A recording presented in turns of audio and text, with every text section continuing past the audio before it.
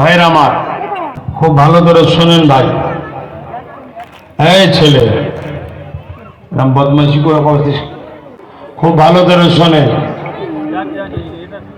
আমাদের মধ্যে কিছু জুজিয়াত মাসলালি ইখতিলাফ আছে। ইখতিলাফ বোঝেন, বিভ্রান্তি হয় আছে। যেমন এই দাঁড়ানোটার ব্যাপার নিয়ে ইখতিলাফ আছে না নাই? কেউ কেউ দাঁড়াতে চায়, কেউ দাঁড়ায় না। মনে রাখবেন, খুব ভালো করে বুঝুন। যদি কেউ দাঁড়ায়, কেন দাঁড়িয়েছেন? রাসূলের প্রেম ভালোবাসায় সালাম দেবো আল্লাহকে দেখিয়ে। আপনি দাঁড়াননি কেন? সে বলবে কোরআন হাদিসে কোনো জায়গায় নাই, এটা ওটা। আমি একটা কথা বলি, এ বিষয় নিয়ে নিজেদের মধ্যে ইখতিলাফ করবেন না। যিনি দাঁড়াচ্ছেন না, আপনার দাঁড়ানোর বিরুদ্ধে আমরা তো কখনো আপনাকে কাফের ফতোয়া দিই না। আপনি দাঁড়ান না কেন? কাফের হয়ে গেছেন বলিস নাকি? তাহলে আমাদের প্রেম ভালোবাসায় আপনিও ডিস্টার্ব করে নিজেদের মধ্যে ঝগড়া ফাসাদ তৈরি করবেন না। আমরা মনে করি আহলে সুন্নাত ওয়াল জামাত, নবীর সালাম দেবো যখন জবাব নবী দেবে। সালাম দিয়া সুন্নাত, জবাব দিয়া কি? সালাম দিলে জবাব নবী দেয়, নবীর জবাবটা বসে বসে নেব। ধরুন আপনার আব্বা আপনার সঙ্গে কথা বলছে আর আপনি বসে আছেন, এটা আপনি বলুন আদবের জন্য দৃষ্টিকটু লাগে না লাগে না? নবী পাক জবাব দেবে, আরে হাজারো কোটি বাপ কোরবান হয়ে যাক আমিন আল্লাহর কদমে, সেটা বসে নেব। তাই আমরা দাঁড়িয়ে দিই। কথা মাথায় ঢুকছে? কিন্তু কেউ বসে দিলে আমরা তাকে বেঈমান কাফের ফতোয়া দিই না। কিন্তু কেউ যদি আমাদের দাঁড়ানোকে নিয়ে ক্রিটিসাইজ করে, ঘৃণা করে, হারাম তারাম বলতে চায়, আমি তিনাদের উদ্দেশ্য বলবো ফিতনা তৈরি করছেন, ফিতনা করছেন। আর মনে রাখবেন, থাকে না, মনে রাখবেন দাঁড়ানোর কথা কোরআনে ইশারাতান আছে। জোরে বলুন সুবহানাল্লাহ। চলুন আমরা একটা আয়াত সবাই জানি, ইন্নাল্লাহা ওয়া মালাইকাতাহু ইউসাল্লুনা আলান নবী। তারপরে ইয়া আইয়ুহাল্লাযীনা আমানু, হে ঈমানদারেরা, সবাইকে আল্লাহ বলেন ঈমানদার, সাল্লু দরুদ পড়ো। তারপরে কি আছে?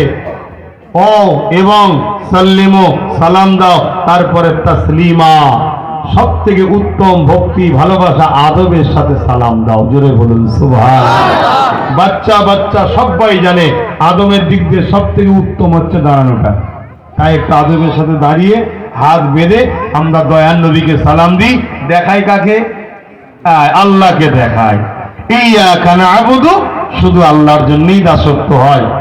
মনে রাখবেন হাদিস বাবুল আদব কিতাবুল কিয়াম, নবী পাককে সাহাবা হুজুররা এবং নবী পাকের বেটি খাতুনে জান্নাত তিনিও দাঁড়িয়ে সালাম দিয়েছেন। জোরে বলুন সুবহানাল্লাহ। ফুরফুরাওয়ালা, দেওবন্দিওয়ালা, তবলিগওয়ালা যত দল আছে ভারতবর্ষে, সবার মুহাদ্দিস হযরতে শাহ ওলিউল্লাহ মুহাদ্দিস দেহলভী রাহমাতুল্লাহ আলাইহি, তিনিও দাঁড়িয়ে দাঁড়িয়ে নবীকে সালাম দিতেন। জোরে বলুন সুবহানাল্লাহ। এবং কিতাব লিখেছে, সেই কিতাবের শেষে দুআতে লিখেছে, আল্লাহ আমার কোনো ভালো আমল আছে, নিখুঁত আছে, আমি চ্যালেঞ্জ দিতে পারি, মানে বলতে পারবো না, তবে একটা আমার কাজ আছে যেটা আমার বিশ্বাস একদম নিখুঁত, তার ওসিলায় আপনাকে দোয়া চাইছি, এই কিতাবকে আপনি কবুল করুন। সেটা কোনটা? আল্লাহ আমি যখনই আপনার হাবিবকে সালাম দিতাম দাঁড়িয়ে গিয়ে সালাম দিতাম। জোরে বলুন সুবহানাল্লাহ। কাদের পীর সাহেবিনী, কাদের মুহাদ্দিস, ভারতে যত মাওলানা আছে শোনেন, সমস্ত মাওলানাদের বাপিনী মুরব্বিনী, সে ফুরফুরাওয়ালা হোক, দেওবন্দিওয়ালা হোক, তাবলিগওয়ালা হোক, আরো যত আছে, আরো অনেক সিলসিলা আছে, হক সিলসিলা আছে, সববার মুহাদ্দিসিনী। ইনার থেকে ভারতের মানুষ হাদিস পেয়েছে, শুনছেন তো? তিনিও রসুলকে দাঁড়িয়ে সালাম দিয়েছে। এই নিয়ে ঝগড়া করবেন না। কেন আমাদেরকে এরকম করে দিতে চাইছে সমাজ? কিরম বুঝতেন না? এরকম সমাজ আমাদেরকে এরকম করতে চাইছে। তাহলে কি হবে? যারা আমাদের জানমালের দুশ্মন তারা পটপট আসবে, ভেঙে দেবে। তাই আমাদের উচিত হবে আপনার স্কুল, আপনার কলেজ, আপনার মাস্টার, আপনার শায়েখ, আপনার হুজুর আপনি নিয়ে থাকুন। আমার স্কুল, আমার উস্তাদ, আমার শায়েখ, আমার মুর্শিদ আমি নিয়ে থাকি। দিনের শেষে যখন মাঠে নামবো একসাথেই খেলা করব। একসাথেই বাজার করব, একসাথেই উঠা বসা করব, কিন্তু ওখানে ফতোয়া টতোয়া দিয়া দিয়ে করবো না। আমি আমার স্কুলে যাব, আমার হুজুর শিখাবে, আমি মুখস্থ করব, আমি আমল করব। আপনি আপনার স্কুলে যান, আপনার শিক্ষক শিখাবে, আপনি মুখস্থ করুন, আপনি আমল করুন। এটা যদি না করেন, মনে রাখবেন এই যে চারিদিকে ট্রেন থেকে ফেলে দিচ্ছে বা এটা হচ্ছে ওটা হচ্ছে, কাউকে জিজ্ঞেস করেন হারা তুই ফুরফুরা চলছে না, তুই তবলিগ করিস, তুই দেওবন্দি করিস, তুই বেরেলি করিস, তারপরে ফেলে নে। কথা মাথায় ঢুকছে? অতএব আছি 50 জন, 5 ভাগ হয়ে যাবেন না, তাহলে 50 জনের জন্যই বিপদ। একসাথে হয়ে থাকুন, 50 জনেরই উপকার। যদি বোঝার হয় বুঝুন, না বোঝার হয় আর কি করতে পারি। আচ্ছা, আমার এই বাংলায় অনেক হুজুর আছে, অনেক বক্তা আছে, অনেক মৌলানা আছে। আমার যত দুশ্মন আছে অন্য কারো আছে? আচ্ছা বলবেন তো হ্যাঁ কি না? আমার এত দুশ্মন কেন? আমি কারো ঘর ঝেড়ে নিয়েছি, কারো তেরপল চুরি করেছি, কারো চাল চুরি করেছি, এই কারো চাকরি চুরি করেছি, তাহলে আমার এত দুশ্মন কেন? আমি তোমাদের ঘরে সঠিক রাস্তাটা দেখাচ্ছি যে এটা হলো সাপ, এটা হলো কুকুর। সাপও যেমন বিরক্ত বিষাক্ত জিনিস চেনো, ওই জন্য ও তোমাদেরকে সহজে কামড়াতে পারে না। কেন? ও দেখলেই মাথায় বাঁশ মারো। আর ও জানে আমাকে চেনে, গেলেই মারবে, ওই জন্য ও আসেও নেই, ও আগে কুকুর ঢুকিয়েছে। কথা বুঝছেন না? কিন্তু কুকুর যদি পাগল হয়ে যায় কি হবে জানো? জলাতঙ্ক রোগ হয়ে যাবে কামড়ালে। অতএব ইও বিপদ, ও বিপদ, দুটো থেকেই সাবধান হও। আল্লাহ নবী বলেছে কোরাইশের পিছনে দাঁড়াও।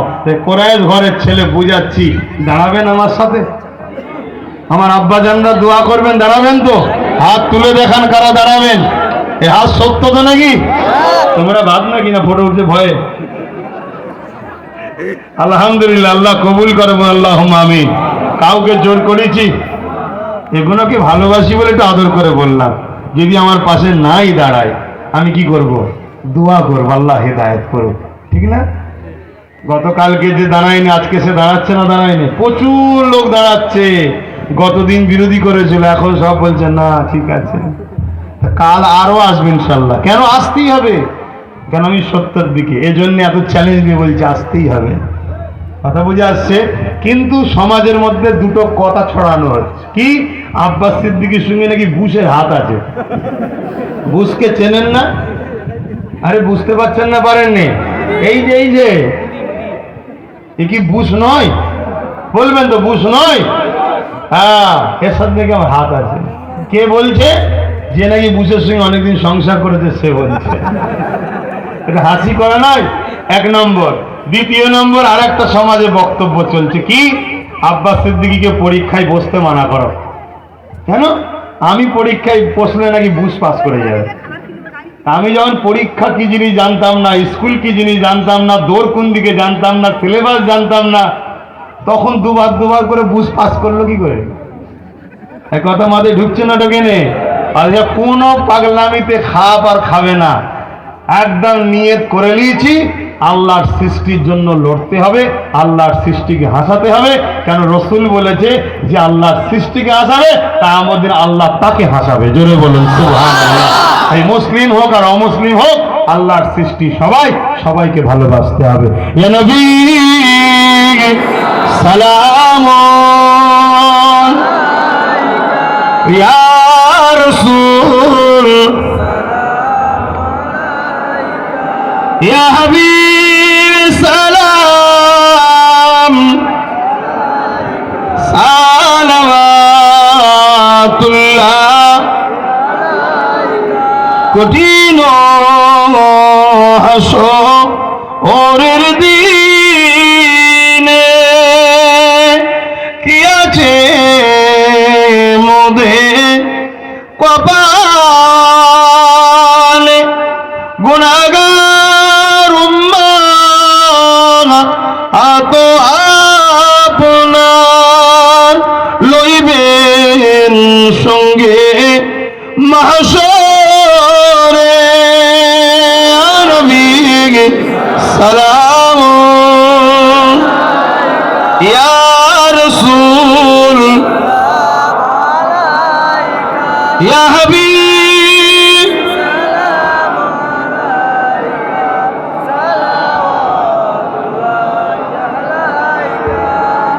একটু দোয়া হবে, সকলে গায়ে গায়ে বসেন।